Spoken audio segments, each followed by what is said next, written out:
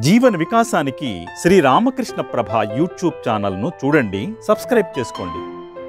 ఆబాల గోపాలాన్ని అలరించే శ్రీ రామకృష్ణ ప్రభ మాసపత్రికను చదవండి, చదివించండి. శ్రీ రామకృష్ణ ప్రభ యూట్యూబ్ ఛానల్ వీక్షకులందరికీ నమస్కారం. ఒక ఊరిలో ఓ శివభక్తుడు ఉండేవాడు. అతడు చాలా పేదవాడు. ఆర్థికంగా ఎన్నో కష్టాలు పడుతుండేవాడు. దానికి తోడు కుమార్తెకు వివాహం చేయాల్సిన సమయం కూడా వచ్చింది. కూతురికి పెళ్లి చేయాలంటే ఖర్చుతో కూడుకున్న పని. అదెలా సాధ్యమవుతుందా అని విచారిస్తూ నిద్రపోయాడు. ఆ రాత్రి అతడి కలలో శివుడు ప్రత్యక్షమై, నాయనా చింతించకు, నువ్వు బృందావనంలో యమునా తీరంలో లాల్ బాబా అనే భక్తుడు ఉన్నాడు, నీవు అక్కడికి వెళ్తే ఆయన నీకు కావలసిన సహాయం చేస్తాడు అని చెప్పి అంతర్ధానమైపోయాడు. ఆ భక్తుడు మరుసటి రోజు ఉదయాన్నే లేవగానే బృందావనానికి పయనమయ్యాడు. ఎన్నో ప్రయాసలు కోర్చి బృందావనం చేరుకున్నాడు. లాల్ బాబా గారు ఉన్న చోటుకి వెళ్ళాడు. తీరా అక్కడికి వెళ్ళి చూస్తే ఒక పూరిపాకలో లాల్ బాబా కూర్చుని ఉన్నాడు. ఆ పూరిపాక గట్టిగా గాలి వేస్తే ఎగిరిపోయేలా ఉంది. ఆయన చూస్తే చినిగిన బట్టలు, చింపిరి జుట్టు, మాసిన గడ్డం. ఈయనే భిక్షగాడిలా ఉన్నాడు, ఇక నాకేం సాయం చేస్తాడు అని అనుకొని ఆ భక్తుడు వెనక్కి తిరిగి వెళ్ళిపోతున్నాడు.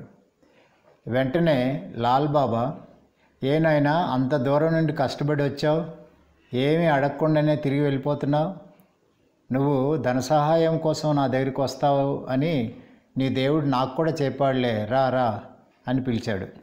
వెంటనే ఆ పేద భక్తుడికి ఆశ్చర్యమైంది. ఈ లాల్ బాబా సాధారణ వ్యక్తి కాదనుకున్నాడు. దగ్గరికి వెళ్ళి నమస్కరించి కూర్చున్నాడు. అప్పుడు లాల్ బాబా ఒక పరుసువేదిని తీసి ఇచ్చాడు. దీంతో ఏ ఇనుప ముక్కను తాకినా అది బంగారంగా మారిపోతుంది, నీకు కావలసినంత సంపదను తయారు చేసుకోవచ్చు అని చెప్పాడు. ఆ భక్తుడు సంతోషంగా ఇంటికి వెళ్ళి పరుసువేదితో కావలసిన సంపదను పొంది కుమార్తె పెళ్లిని వైభవంగా జరిపించాడు. రాజప్రసాదాన్ని తలపించే భవనాన్ని నిర్మించుకొని సకల భోగభాగ్యాలతో ఆనందంగా జీవిస్తున్నాడు. ఒకరోజు ఆ భక్తుడు బంగారు ఊళ్ళో కూర్చొని ఇటు అటు ఊగుతున్నాడు. హఠాత్తుగా లాల్ బాబా గుర్తుకొచ్చాడు. అవును, నాకు అత్యంత విలువైన పరుసవేదిని బాబా నాకు ఇచ్చాడంటే ఆయన దగ్గర ఇంతకంటే విలువైనది ఏదో ఒకటి ఉండే ఉంటుంది అని అనుకున్నాడు. ఈ ఆలోచన వచ్చిందే తడవుగా బృందావనానికి బయలుదేరాడు. లాల్ బాబా వద్దకు వెళ్ళి, బాబా నాకు ఈ పరుసవేదిని ఇచ్చారు, ఇంతకంటే విలువైనది ఏదో మీ వద్ద ఉండే ఉంటుంది కదా, అదేమిటో నాకు ఇవ్వండి అని వేడుకుంటాడు. అప్పుడు లాల్ బాబా చిరునవ్వుతో, నా దగ్గర ఉన్నది భగవన్నామం అనే పరుసవేది, ఆ పరుసవేదితో అనంతమైన భగవంతుని కృప అనే సంపదను పొందుతున్నాను అంటాడు. అప్పుడు ఆ భక్తుడికి తన తప్పు అర్థమైంది. వెంటనే తన దగ్గర ఉన్నటువంటి పరుసవేదిని యమునా నదిలో విసిరేసి లాల్ బాబా దగ్గరికి వచ్చి, స్వామి, మీ దగ్గర ఉన్నటువంటి ఆ భగవన్నామం అనే పరుసవేదిని నాకు ప్రసాదించండి అని వేడుకుంటాడు.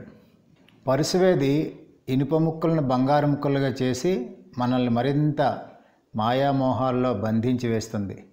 కానీ భగవన్నామం అనే పరుసవేది ప్రాపంచిక బంధాలను త్రుంచి పరమపదానికి చేరుస్తుంది. ఈ సత్యాన్ని మనం కూడా గ్రహించి భగవంతుణ్ణి ప్రాపంచిక పరుసవేదిని కోరకుండా పారమార్థిక పరుసవేదిని ప్రసాదించమని ప్రార్థిద్దాం.